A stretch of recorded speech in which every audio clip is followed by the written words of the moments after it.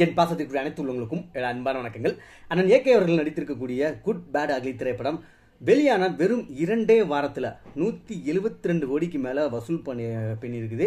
So இந்த ஒரு தகவலை அஃபிஷியலாகவே வெளியிட்டிருக்காங்க. உண்மையிலேயே ஒரு சிறப்பான தரமான சம்பவம் அப்படின்னு தான் சொல்லணும்.